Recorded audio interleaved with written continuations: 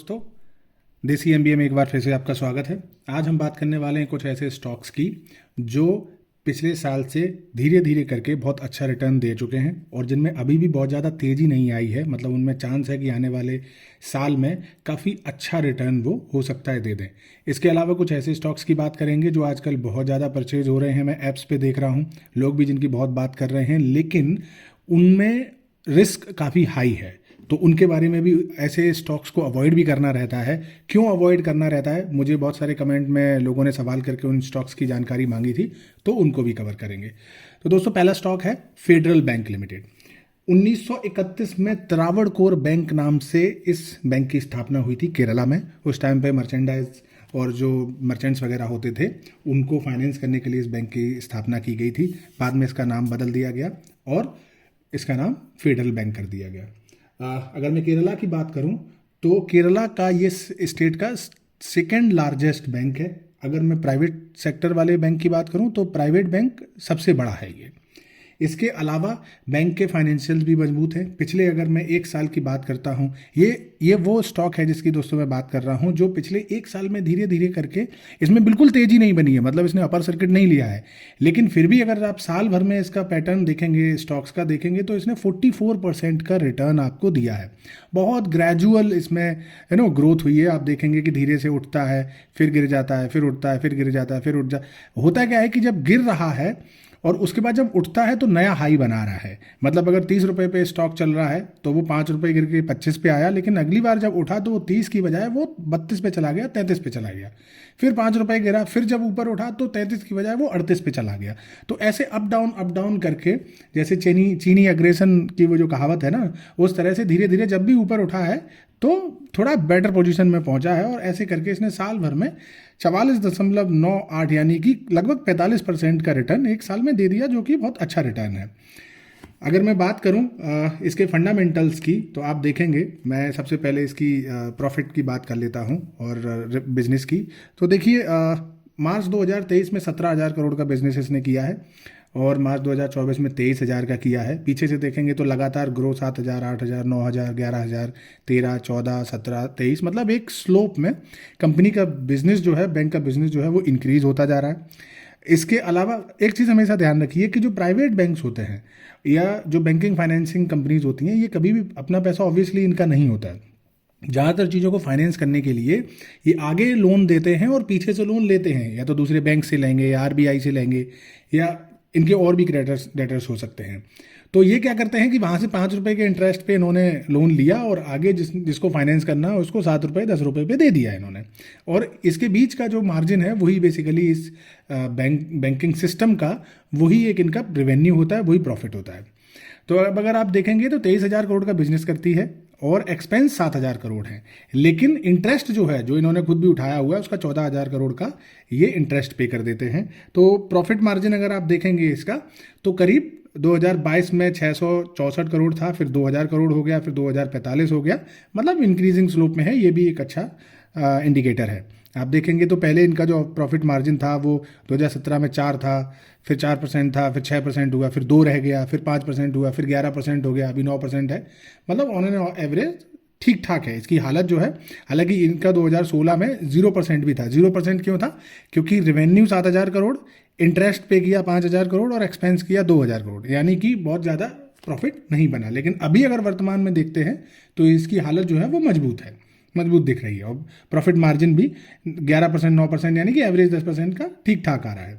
अगर मैं बात करूं कंपनी पे बोरोइंग्स, ऑब्वियसली बैंकिंग सेक्टर में बोरोइंग्स हाई होते, जो मैंने बताया कि अगर आप देखो इनका रिजर्व भी लगातार बढ़ रहा है, यानी कि 6,000 करोड़ का जो रिजर्व था वो बढ़ के 6,600, फिर 7,000, 7,700, 8,000, 11,000, 13,000, 14,000, 16,000, 18, और वर्तमान में 21,000 करोड़ का इनके पास रिजर्व है, 21,600 करोड़ का। लेकिन दूसरी तरफ अगर आप देखोगे तो इनका जो बोरोइंग है वो भी इंक्रीज होता जा रहा है। मतलब जब ये फाइनेंस कर रहे हैं तो इधर से बोरो कर रहे हैं और आगे उसको लेंड कर दे रहे हैं। ये बड़ा एक इम्पॉर्टेंट फैक्टर होता है देखने के लिए कि इनका रेशियो क्या है, क्या इनका रिजर्व बढ़ रहा है, क्या इनकी बोरोइंग अगर सिर्फ बोरोइंग बढ़ रही है और किसी कंपनी का बिजनेस नहीं बढ़ रहा है, प्रॉफिट नहीं बढ़ रहा है, रिजर्व नहीं बढ़ रहा है, सिर्फ बोरोइंग बढ़ रही है, तो इसका मतलब ये एक खराब इंडिकेटर है, तो हमें उस स्टॉक में नहीं घुसना है। लेकिन अगर बोरोइंग बढ़ रही है और उसके साथ साथ उसका revenue, reserve, profit, everything else सब कुछ उसी रेशियो में बढ़ रहा है, इन्वेस्टमेंट बढ़ रहा है, तो ये चीज़ जस्टिफाइड लगती है। आप देखिए इन्वेस्टमेंट, इस कंपनी का जो इन्वेस्टमेंट भी कंपनी हर साल जो कर रही है 27, 30, 31, 35, मतलब ये भी आप एक चीज़, एक इंडिकेटर है कि देखिए 39,000 करोड़ का इनके पास इन्वेस्टमेंट है, अगले में 48 हो गया, इसका मतलब है कि 9,000 करोड़ का इन्वेस्टमेंट इन्होंने इस साल में किया है, राइट। और उसके अलावा इन्होंने देखिए मैंने पीछे जो दिखाया था कि इंटरेस्ट 14,000 करोड़ का, यानी कि 14,000 करोड़ का इंटरेस्ट पे किया है, और उसके अलावा इन्होंने 9,000 करोड़ का इन्होंने इन्वेस्टमेंट भी पे किया है, फ्यूचर के लिए, तो which is a good indicator we can talk about. इसके अलावा अगर मैं बात करता हूँ शेयर होल्डिंग पैटर्न की, तो हम ईयरली एक बार देख लेते हैं। FII की इसमें होल्डिंग जो है वो 28% है, DI की जो होल्डिंग है वो 45% है, मतलब बहुत मजबूत होल्डिंग है। पब्लिक की होल्डिंग है वो 26% है। अब यहाँ पे जो देखने वाली चीज़ है जिसकी वजह से मुझे स्टॉक अच्छा लगता है या मुझे इसमें बहुत मजबूती दिखती है, वो ये है कि आप देखिए पब्लिक का जो इसमें होल्डिंग था वो 37% था 2017 में, 2018 में 37 से 31 रह गया, फिर 33 हुआ, फिर 29, फिर 32, फिर 30, 29, अभी 26% है, मतलब। और आप DI और FI को देखिए कि जिनका 30% था बढ़ के 45 हो गया, ये 31 था, इसका 28 है, मतलब अगर इन दोनों की होल्डिंग अगर देखें तो जो इन्वेस्टर्स है उनका पैसा इसमें बढ़ गया, ये हमारा जो पब्लिक का पैसा 37 से 26 रह गया, यानी कि 11% की पब्लिक से शेयर्स जो हैं वो FIDI ने, बेसिकली DI ने खरीद लिए हैं। तो जब इन्वेस्टर इसमें घुस रहा है तो उसको पता है कि कंपनी का बिजनेस जो है वो बहुत अच्छा है, मजबूत है। ये जैसे मैंने आपको कुछ दिन पहले पिछले वीडियोस में आपको जैसे गेल सजेस्ट किया था, gas authority of India limited, कि वो अपर सर्किट नहीं लगाएगा बट धीरे धीरे साल के अंत में क्लोज करेगा 100%। वैसे ही ये उस टाइप का मुझे स्टॉक लगता है, मतलब मेरी अपनी पर्सनल राय है। आप भी अपना इस पे एक बार रिसर्च कीजिए, आप फोकस कर सकते हैं इस पे। स्ट्रॉन्ग स्टॉक है ये, और मुझे लगता है कि इसमें अभी तेजी भी नहीं बनी, जैसे पिछले साल लगभग सारे शेयर्स में तेजी बन चुकी है, लेकिन इस शेयर में अभी उस टाइप की तेजी नहीं बनी है, तो हो सकता है कि इस साल में बने।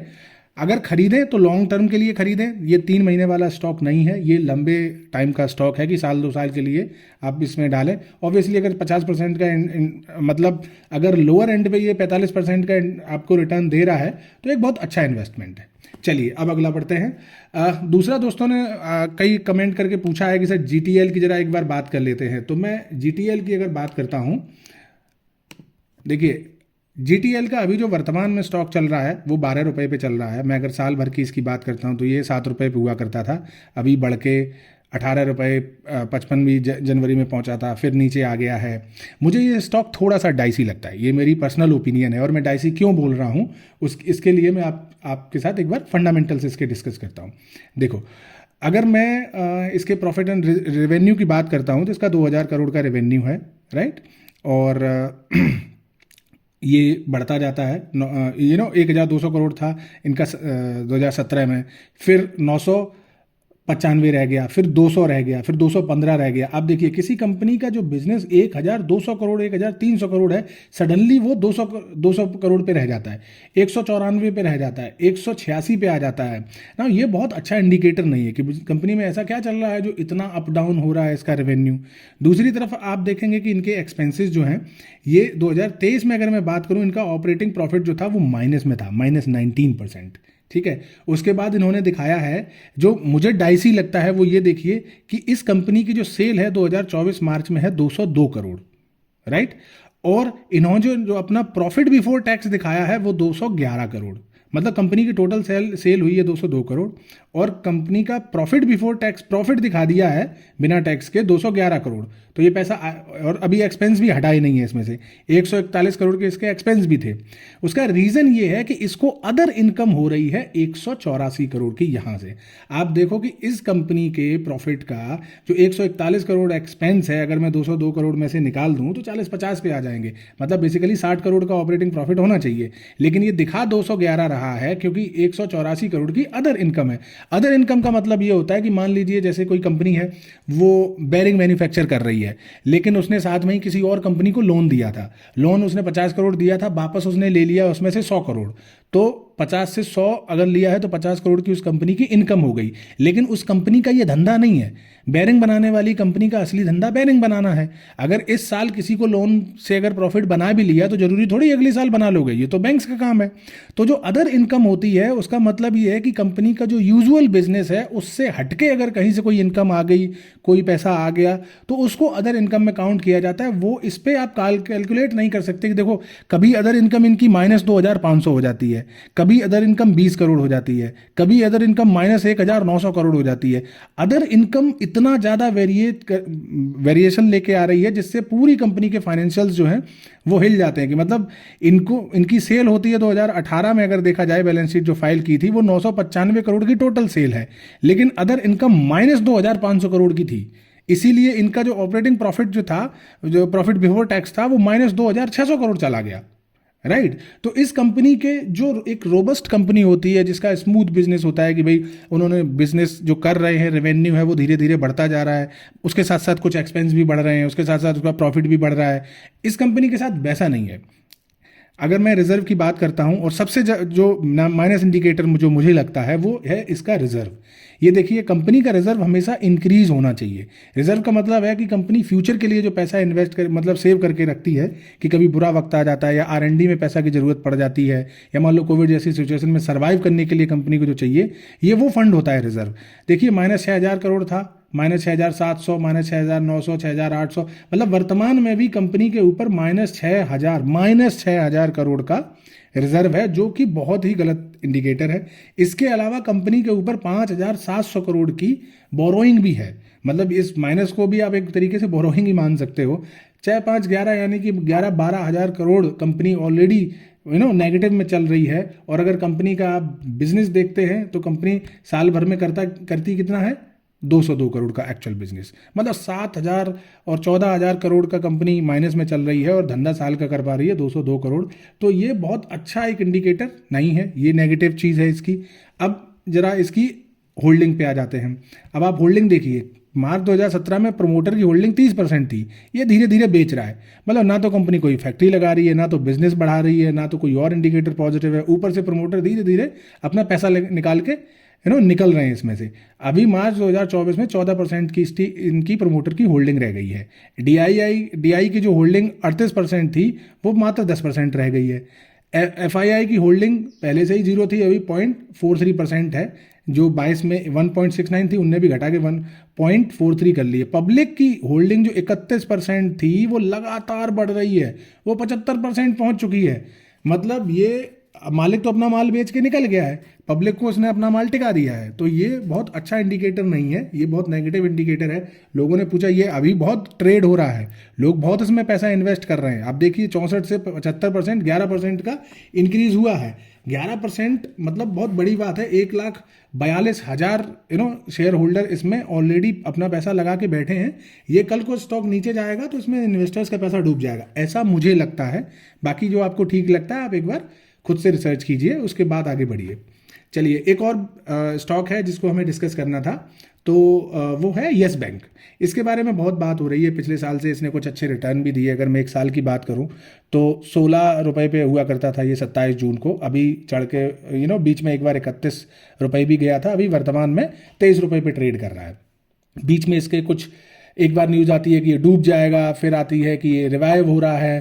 तो एक बार जरा और इसका स्टॉक भी उसी हिसाब से ऊपर जाता है, नीचे जाता है। तो आखिर क्या करना चाहिए, लोगों ने पूछा था, तो एक बार जरा इसके फंडामेंटल्स एक बार देख लेते हैं। तो अगर मैं येस बैंक की बात करता हूं, देखिए इसकी सेल जो है वो लगातार बढ़ रही है। 2014 में 9000 थी, फिर 11 हुई, 13 हुई, बढ़ रही है। बीच 26, ये 20-21 में डाउन हुई थी कोविड वाले पीरियड में, तो 26 से 20 रह गई, फिर 19 रह गई, फिर 22 हुई।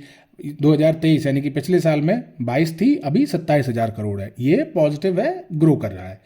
अब यहाँ पे मैं एक्सपेंस की बात करूँ और इंटरेस्ट की बात करूँ, तो एक्सपेंस जो है वो उसी प्रोपोर्शन में बढ़ रहा है। 8,000 करोड़ था 2022 में, फिर 10 हुआ, फिर 11 हुआ।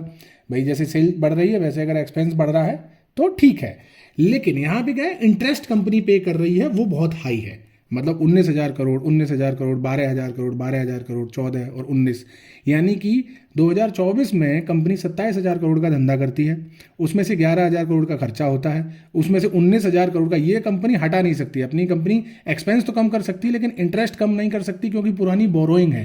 ये जो पुराने पाप हैं इनके, वो इनका पीछा नहीं छोड़ रहे हैं। तो पुरानी जो इन्होंने लोन उठा के रखे हुए, उनका 19,000 करोड़ का इनको जो लोन भरना पड़ रहा है ना, जो पीछे भी आपको ये 19 का आंकड़ा कई बार दिखा है, तो ये वही इंटरेस्ट ये भर रहे हैं। इस वजह से कंपनी का फाइनेंशियल प्रॉफिट है वो -3,000 करोड़ है, यानी कि माइनस में।